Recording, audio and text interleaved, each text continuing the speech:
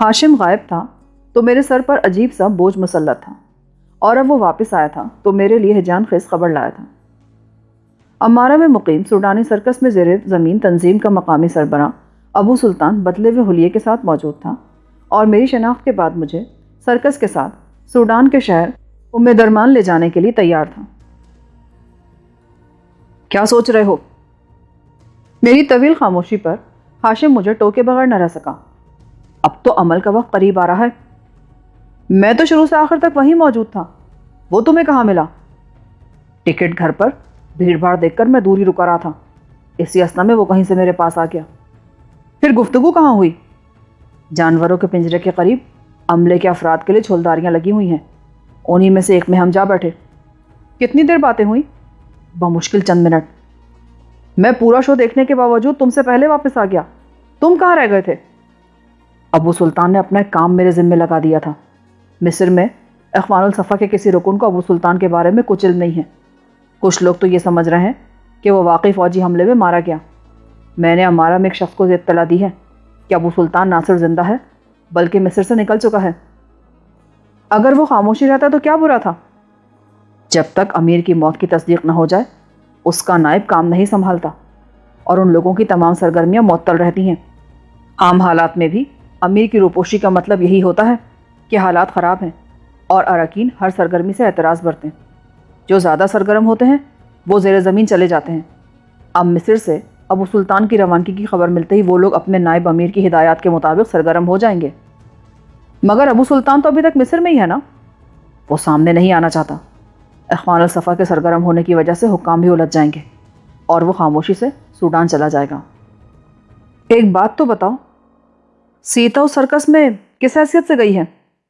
پتہ نہیں، میرے لیے تو بس اتنا جاننا ہی کافی تھا کہ وہ کسی کی نگاہوں میں آئے بغیر سرحد کی طرف بڑھتی جا رہی ہے۔ شاید اپنے سدھائے ہوئے جانوروں کے تماشے دکھاتی ہوگی۔ اگر وہ اسے قیدی بنا کر بھی لے گئے ہیں تو عزت و احترام سے لے جائیں گے۔ تم اس کی اتنی فکر کیوں کر رہے ہو؟ ابو سلطان بہت معتبر آدمی ہے، اس کے انتظامات کافی مضبوط ہوتے ہیں۔ تھوڑی دیر بعد اس کمرے میں ایک تیسرا مسافر بھی آ گیا، اور اس کے آ جانے کے بعد ہم دونوں کے تعلقات میں سرد مہری سی آ گئی۔ نوارد نہایت غلیظ اور اجڑ آدمی تھا۔ اس نے آتے ہی وہاں ہم دونوں سے بے تکلفی پیدا کرنے کی کوشش کی، مگر ہاشم نے سر درد کا بہانہ کر کے خشک لہجے میں اسے خاموشی اختیار کرنے کا مشورہ دیا، اور وہ نہایت بے تکلفی سے میرے بستر پر آن بیٹھا۔ یہاں کب سے رہ رہے ہو؟ اس نے سوال کر کے دانتوں کے عقب میں زبان جما کر چرر کی آواز کے ساتھ فرش پر تھوک کر پچکاری ماری۔ تمہیں کمرے کے فرش پر نہیں تھوکنا چاہیے۔ تو کیا بستر پر تھوکوں؟ ضرور، مگر اپنی چارپائی پر۔ اس مرتبہ وہ بھی سنجیدہ ہو گیا۔ میں نے بھی تمہارے برابر کرایہ دیا ہے، اور مجھے اس کمرے کی ہر چیز پر تم دونوں کے برابر کا حق حاصل ہے۔ تم ٹھیک کہہ رہے ہو، مگر ہر چیز میں میرا وجود شامل نہیں ہے۔ بے فکر رہو، میں تم پر اپنا حق جمانے کا کوئی ارادہ نہیں رکھتا۔ اس معاملے میں میرا مزاج بہت اعلیٰ ہے۔ اس کے اس گھٹیا مذاق پر میں دل ہی دل میں پیچ و تاب کھا کر رہ گیا، مگر میرے کچھ بولنے سے پہلے ہاشم اپنے بستر سے اٹھ گیا۔ تم دونوں اپنی بکواس بند نہیں کرو گے تو میں اٹھا کر باہر پھینک دوں گا۔ وہ مجھے اور اس دہقانی کو گھورتے ہوئے خوخار لہجے میں غرایا۔ کیوں پھینک دو گے جی؟ وہ اکڑ کر بولا۔ وہ ہاشم کے لب و لہجے سے مروب تو ہو گیا تھا، مگر اس کا اظہار نہیں کرنا چاہتا تھا۔ اس وقت 10:15 بجے ہیں، یہ باتیں کرنے کا نہیں، سونے کا وقت ہے۔ ہاشم نے کہا، مجھے بھی نیند آ رہی ہے۔ میرا خیال ہے ہم دونوں مینیجر کو تیسرے بستر کا کرایہ دے دیتے ہیں، وہ اسے باہر ہانک دے گا۔ میں نے کہا، اپنی زبان سنبھالو لنگڑے اونٹ، میں ایک نہیں 100 بستروں کا کرایہ دے کر پورا ہوٹل خالی کرانے کی استطاعت رکھتا ہوں۔ وہ تو تمہاری صورت سے ہی ظاہر ہے۔ میں نے اس کے بدبودار لباس پر نگاہ ڈال کر طنزیہ لہجے میں کہا، صورت؟ اس نے غرا کر میرا بستر چھوڑا اور فرش پر رکھا ہوا کپڑے کا بڑا سا تھیلا جوش کے عالم میں فرش پر الٹ دیا۔ میرے ساتھ ہی ہاشم بھی متحیر رہ گیا، کیونکہ فرش پر کثیر تعداد میں بڑے مصری نوٹوں کی گڈیاں پھیل گئی تھیں۔ میں 2 نخلستانوں کا مالک ہوں، وہ فخر آمیز غصیلے لہجے میں بولا، اور ایک بار پھر فرش پر تھوک کے پچکاری مار دی۔ بگڑی ہوئی عادتوں کو اگر مالی پشت پناہی حاصل ہو تو وہ بہت خطرناک ثابت ہوتی ہے۔ میں نے اسی لمحے فیصلہ کر لیا کہ اس دہقانی سے مزید الجھنا کسی بڑی الجھن کو دعوت دینے کے مترادف ہو سکتا تھا، لہٰذا اسے اس کے حال پر چھوڑ دیا جائے۔ چند لمحوں بعد ہاشم اس کمرے سے نکل گیا۔ اس مصری دہقان نے کئی بار مجھ سے مخاطب ہونے کی کوشش کی، مگر میں مسلسل اسے نظر انداز کرتا رہا۔ تھوڑی دیر بعد ہاشم واپس آیا تو تنہا نہیں تھا۔ اس سرائے کا مالک یا مینیجر اس کے ہمراہ تھا۔ سنا ہے تمہارے پاس خطی رقم موجود ہے اور تم غیر ضروری طور پر اس کی نمائش کرتے پھر رہے ہو۔ اگر کسی اچکے نے تمہیں تاڑ لیا اور رات میں تمہارا پتہ صاف کر کے رقم لے اڑا تو ان دونوں مسافروں کے ساتھ میں بھی مارا جاؤں گا۔ سرائے کے مالک نے آتے ہی تیسرے مسافر سے بات شروع کر دی۔ اس نے شکایت کی ہے میری؟ اسے تم شکایت نہیں کہہ سکتے۔ اگر تم یہاں رات گزارنے کا ارادہ رکھتے ہو تو برائے مہربانی اپنی رقم کا کوئی مناسب بندوبست کرو۔ سرائے کا مالک بہت ہوشیار آدمی تھا۔ چند منٹ کی گفتگو کے بعد وہ دہقان کو اپنے ساتھ لے جانے میں کامیاب ہو گیا۔ ہاشم تو جلد ہی سو گیا، لیکن میں بیشتر وقت آنے والے واقعات کے بارے میں سوچتا رہا۔ اگلی صبح ہم دونوں ہی جلد بیدار ہو گئے۔ تیسرا بستر بدستور خالی تھا، جس کا مطلب تھا کہ سرائے کے مالک نے اس دہقان کو کہیں اور بستر فراہم کر دیا تھا۔ امارہ کی اس سرائے سے اپنا حساب بے باک کر کے پہلے میں روانہ ہوا۔ 10 منٹ بعد ہاشم بھی ایک مقررہ جگہ پر مجھ سے آن ملا۔ ہم دونوں خرامہ خرامہ قصبے کے شمالی سرے کی طرف بڑھنے لگے، جہاں آبادی سے باہر ابو سلطان کا سوڈانی سرکس خیمہ زن تھا۔ امارہ سے روانگی کے بعد سرحد عبور کرنے میں کتنا وقت لگ جائے گا؟ مجھے ان صحرائی راستوں کا کوئی اندازہ نہیں، اور ابو سلطان کے منصوبے سے میں بھی لا علم ہوں۔ اگر سرکس راستے میں پڑنے والی بستیوں میں رکتا رہا تو یہ مدت خاصی طویل ہو سکتی ہے۔ میرے ساتھ ہی ابو سلطان کا مفاد بھی اسی حکمت عملی میں ہے کہ ہم جلد از جلد سوڈان میں داخل ہو جائیں۔ میں نے کہا، اس سے بات کر کے اندازہ ہو سکے گا کہ وہ کیا سوچ رہا ہے۔ اب ہمارا تمام تر دار و مدار اسی پر ہوگا۔ تم بھی ساتھ ہی چلو گے نا؟ ہاں، وہیں سے طرابلس چلا جاؤں گا۔ اس وقت مصر میں منظر عام پر آنا میرے حق میں خطرناک ثابت ہو سکتا ہے۔ ہم دونوں آبادی سے باہر والے میدان میں پہنچے تو وہاں خلاف معمول خاصی سرگرمی کے آثار نمایاں تھے۔ چند مضبوط قسم کے افراد بڑا سا خیمہ اکھاڑنے میں مصروف تھے، جس میں ہر رات تماشائی بیٹھ کر سرکس دیکھا کرتے تھے۔ ہاشم اس پنڈال کے پہلو میں سے گزر کر ایک طرف بڑھا تو ایک تنو مند سوڈانی محافظ نے اس کا راستہ روک لیا۔ ادھر جانا منع ہے۔ مجھے خلیل نے بلایا ہے۔ نام کیا ہے تمہارا؟ ہاشم، اور یہ میرا ساتھی ہے۔ آؤ میرے ساتھ۔ محافظ یہ کہہ کر واپس مڑ گیا۔ میرے لیے ان کی گفتگو سے یہ نتیجہ خاص کرنا مشکل نہیں تھا کہ ابو سلطان اس سرکس میں خلیل کے نام سے جانا پہچانا جاتا تھا۔ بڑے پنڈال کے عقب میں جانوروں کے پنجرے تھے جو ایک سرکس کے لیے قطعی ناکافی تھے۔ ان پنجروں میں کوئی بھی بڑا جانور نہیں تھا۔ لے دے کر سارا انحصار پہاڑی بکروں، بندروں، کتوں اور ایک سیاہ ریچھ پر نظر آ رہا تھا۔ پنجروں کے قریب ہی کافی تعداد میں اونٹ بندھے ہوئے تھے اور ان سے ذرا فاصلے پر 8-10 شلداریاں نصب تھیں جن کے پاس خاصی چہل پہل تھی۔ محافظ ہم دونوں کو لے کر جس شلداری میں داخل ہوا وہاں کثرتی بدن والا ایک سیاہ فام شخص موجود تھا، جس کے قدموں میں ایک چھوٹا سا بندر بیٹھا زمین کھرچ رہا تھا۔ ہماری آہٹ سن کر بندر چونکا، پھر حلق سے ایک تیز چیخ خارج کرتا ہوا وہ اچھل کر سیدھا میرے شانے پر آ رہا۔ ہاشم بوکھلا کر مجھ سے دور ہٹ گیا۔ کثرتی بدن والے کا اشارہ پا کر محافظ واپس چلا گیا اور اس شخص نے ہم دونوں کو اپنے قریب بلا لیا۔ بندر بدستور میرے شانے پر سوار تھا اور عجیب انداز میں میرا سر کھرچے جا رہا تھا۔ میں نے تپائی پر بیٹھ کر پہلی بار اس سیاہ فام کو غور سے دیکھا۔ اگر وہ واقعی ابو سلطان تھا تو حالات کی ستم ظریفیوں کا بری طرح شکار تھا۔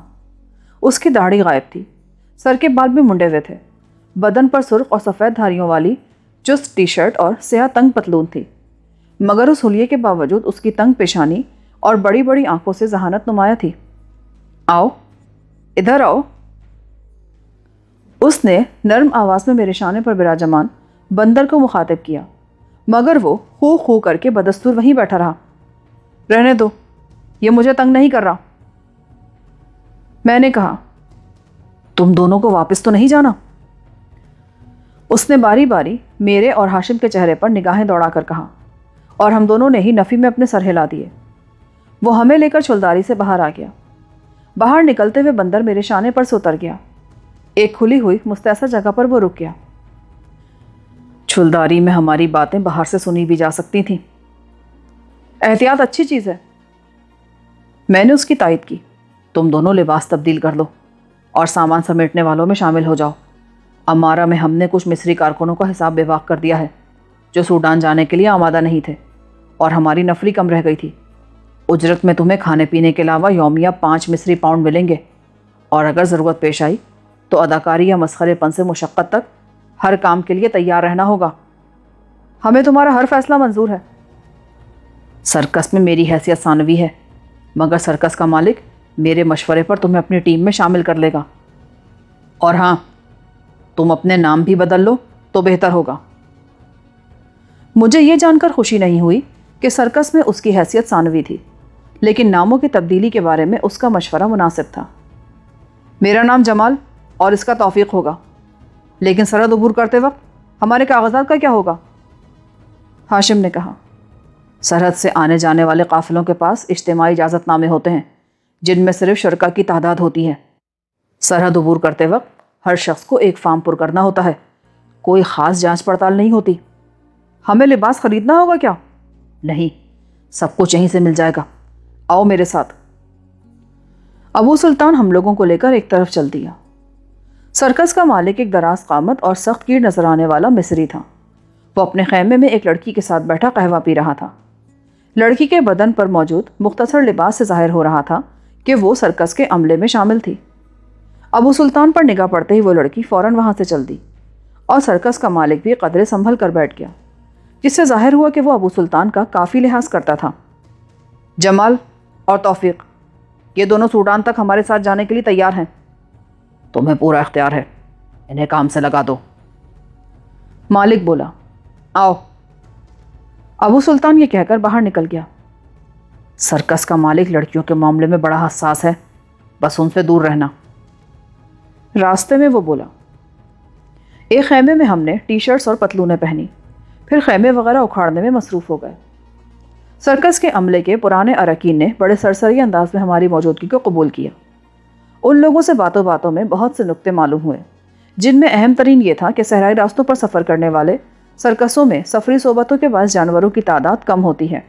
صرف وہی جانور رکھے جاتے ہیں جو سفر کی دشواریاں سہ سکیں، اور جب وہ لوگ کسی جگہ شو کرتے ہیں تو ان کی آمدنی کا تناسب بہت زیادہ ہوتا ہے، جس کا سبب سڈول بدن والی حسین و جمیل رقاصائیں ہوتی ہیں۔ دوپہر تک مجھے سرکس کے عملے کی تعداد کا علم ہو چکا تھا۔ مالک اور ابو سلطان کے علاوہ 3 سوڈانی لڑکیاں تھیں، جن میں سے ایک پر سرکس کا مالک دل و جان سے فدا تھا۔ باقی عملے میں 7 سوڈانی اور 3 مصری شامل تھے۔ اس طرح یہ پوری جماعت 17 نفوس پر مشتمل تھی۔ بار برداری اور سواری کے لیے اس قافلے میں 22 اونٹ تھے، جن کی نگہداشت کے لیے ایک کل وقتی ملازم موجود تھا۔ دوپہر کا کھانا سب لوگوں نے ایک جگہ جمع ہو کر کھایا۔ اس کے بعد کام میں تیزی آتی چلی گئی۔ دوپہر کے بعد سرکس کی روانگی کا تماشا دیکھنے والوں کی تعداد بھی بڑھ گئی، لیکن ان کو ایک مقررہ مقام سے آگے بڑھنے کی اجازت نہیں تھی۔ ٹھیک 4 بجے پورا قافلہ اپنے صحرائی سفر پر روانگی کے لیے تیار تھا۔ چھلداریوں اور لمبے لمبے صندوقوں کے علاوہ پانی سے بھرے ہوئے مشکیزوں کی بھی خاصی تعداد اونٹوں پر لدی ہوئی نظر آ رہی تھی۔ مجھے لوگوں سے معلوم ہوا تھا کہ امارہ سے روانگی کے بعد اگلی منزل ایک صحرائی نخلستان تھا، جہاں بمشکل 100-125 نفوس کی آبادی تھی۔ اگلے روز 11 بجے صبح تک وہاں پہنچنے کے امکانات تھے، اور چند گھنٹوں کے قیام کے بعد شاید اگلی منزل کی طرف روانگی عمل میں آتی۔ سرکس کے مالک نے اپنی اونٹنی پر آخری بار چکر لگا کر پورے کاروان کا جائزہ لیا۔ سارا مال و اسباب بار ہو چکا تھا۔ چھوٹے جانور اونٹوں پر سوار تھے۔ ریچھ غالباً امارہ میں ہی کسی سے کرائے پر لیا گیا تھا، کیونکہ وہ واپس لے جایا جا چکا تھا۔ 4:15 بجے ابو سلطان نے اپنی بھاری آواز میں کوچ کا حکم دیا، اور سارے اونٹ حرکت میں آ گئے۔ امارہ کے تماشائیوں کا چیختا چلاتا ہجوم اونٹوں کے پیچھے ہو لیا۔ بعض منچلے ان اونٹوں پر کنکر وغیرہ مار رہے تھے جن پر رقصائیں سوار تھیں۔ سرکس کے مالک کو ان حرکات کا علم تھا، لیکن وہ ہر طرف سے انجان بنا ابو سلطان کے ہمراہ سب سے آگے چلا جا رہا تھا، جیسے اسے کسی سے کوئی واسطہ نہ ہو۔ قافلے کی رفتار میں تیزی آنے کے ساتھ ہی الوداع کہنے والے تماشائیوں کی بھیڑ چھٹنے لگی، اور چند سو گز دور نکلنے کے بعد میدان بالکل صاف ہو گیا۔ وہ منظر میرے لیے بہت عجیب اور دلاویز تھا۔ امارہ کا مختصر سا قصبہ پیچھے رہ گیا، اور ہمارے سامنے دور دور تک ریت کا یکساں میدان پھیلا ہوا تھا۔ سارے اونٹ ایک قطار میں چلے جا رہے تھے۔ میرے آگے ایک لڑکی کا اونٹ تھا، پیچھے ہاشم چلا رہا تھا۔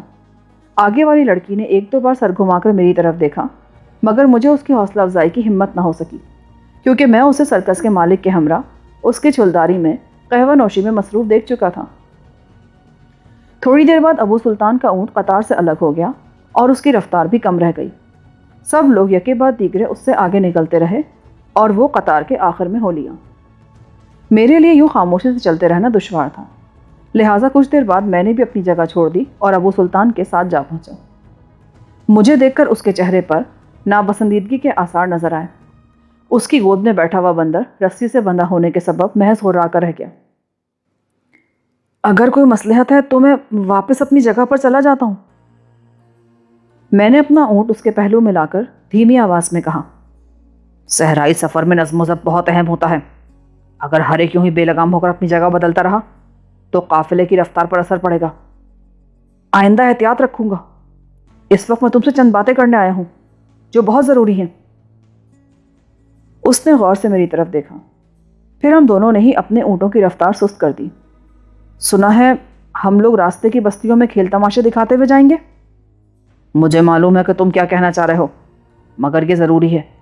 اگر دوسرے لوگوں کے برعکس ہمارا سرکس بستیوں سے کتراتا ہوا گزرا تو بلا وجہ ہم پر شبہ کیا جائے گا۔ یہ سارا سامان کھولنا اور لپیٹنا ہی دشوار ہوگا۔ ہم ہفتے اشر سے پہلے تو سرحد عبور نہیں کر سکیں گے۔ اب تم میرے ساتھ ہو، یہ سارے مسائل مجھ پر چھوڑ دو۔ اسے اپنی ذات پر ضرورت سے زیادہ اعتماد تھا۔ چھوٹی آبادیوں میں ہم کھلے آسمان کے نیچے تماشا دکھائیں گے۔ راستے میں صرف ایک بڑی آبادی آتی ہے جہاں ہمیں پنڈال وغیرہ لگانا ہوگا۔ ہو سکتا ہے ہم وہاں کوئی بہانہ تلاش کر جان چھڑا سکیں۔ میرے پاس ایک پستول ہے، اسے راستے میں پھینک دینے سے قبل میں تمہارا مشورہ چاہتا ہوں۔ میں نے قدر توقف کے بعد جھجکتے ہوئے کہا، رہنے دو۔ صحرائی سفر میں اسلحہ پانی سے زیادہ ضروری ہوتا ہے، لیکن ہدایت کے بغیر اسے استعمال نہ کرنا۔ پھر ہم دونوں اپنی اپنی جگہ پر آ گئے۔ کیا اٹھانے گئے تھے؟ مجھ سے آگے والی اونٹ پر بیٹھی ہوئی رقاصہ کو اس بار مجھے مخاطب کرنے کا بہانہ مل گیا۔ اگر سرکس کے مالک نے تمہیں اس لہجے میں مجھ سے بات کرتے سن لیا نا تو تمہاری چمڑی ادھڑوا دے گا۔ بالکل ہی گاؤدی ہو تم۔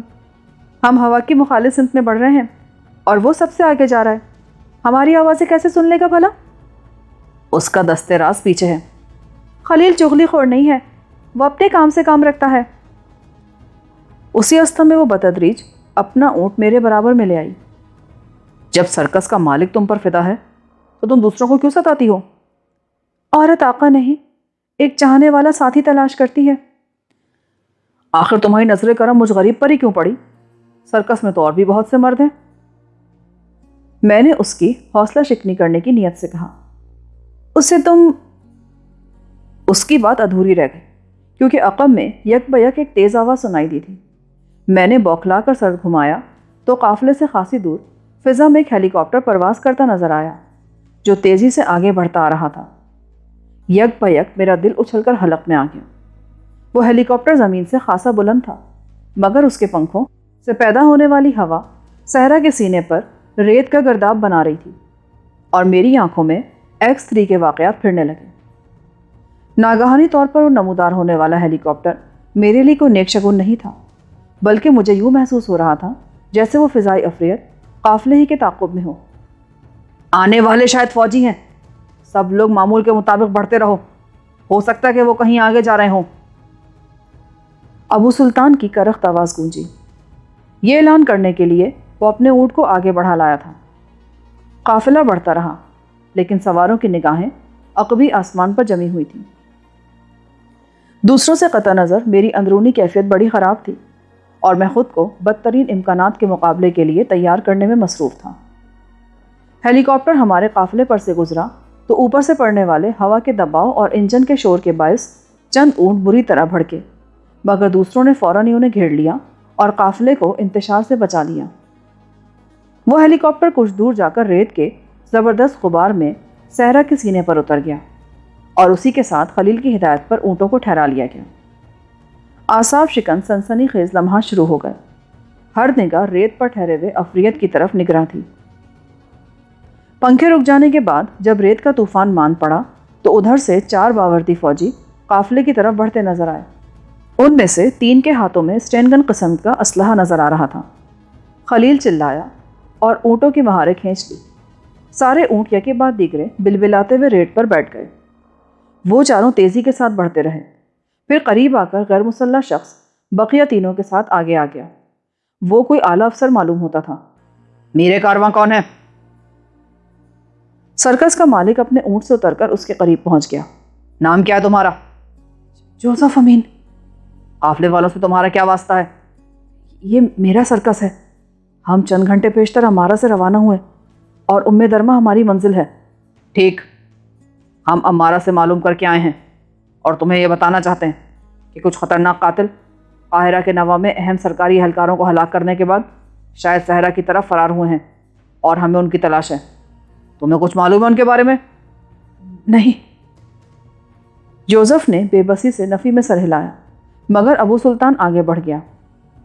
یہ ان 20 قاتلوں کا قصہ تو نہیں جن کی گرفتاری میں مدد دینے کے لیے ریڈیو سے 25,000 پاؤنڈ کے انعام کا اعلان کیا گیا ہے؟ ہاں، ہو سکتا ہے وہ انہی اطراف میں بھٹک رہے ہوں۔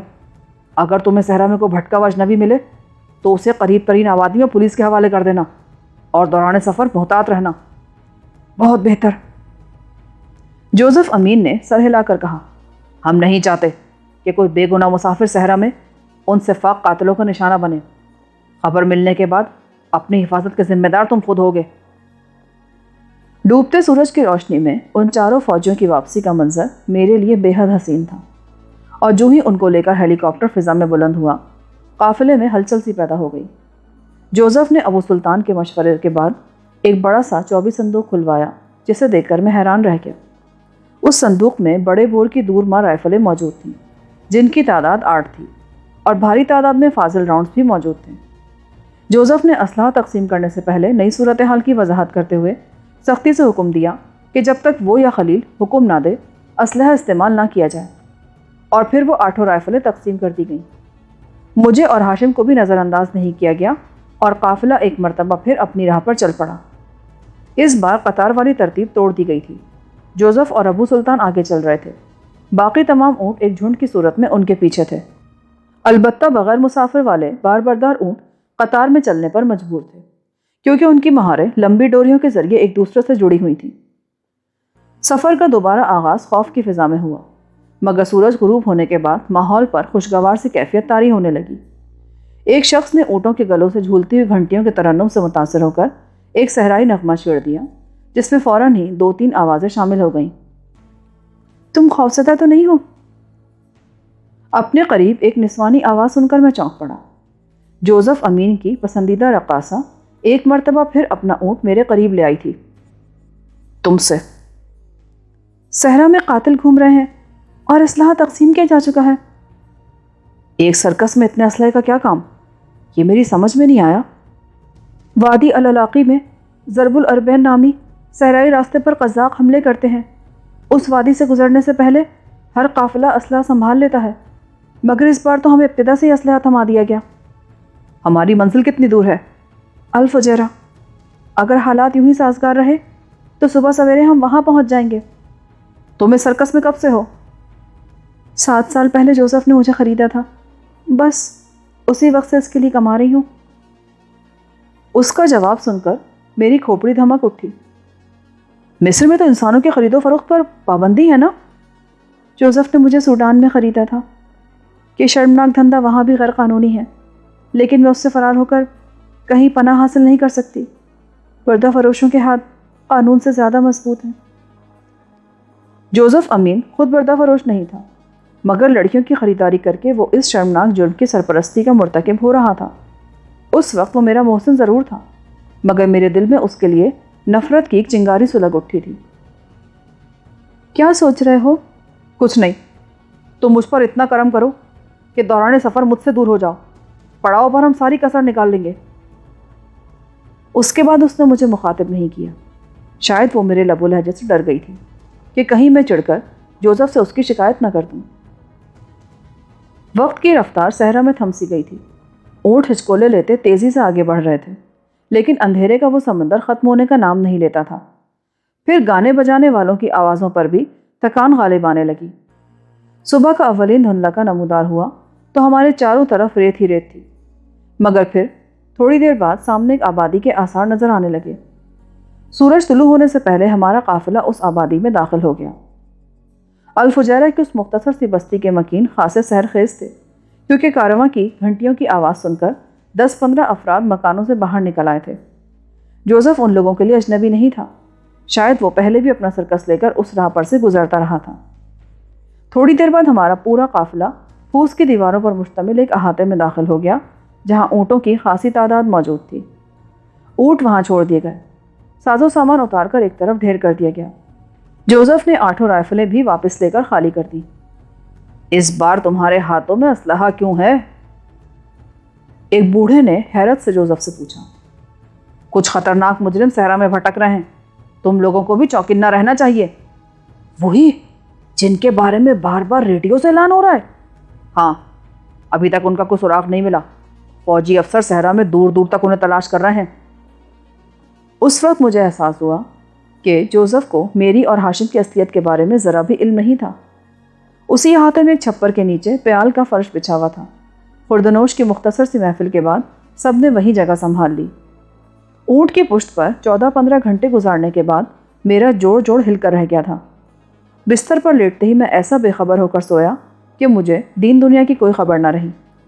اگر ہاشم تیسرے پہر مجھے بیدار نہ کرتا تو شاید میں رات گئے بھی خود سے بیدار نہ ہوتا۔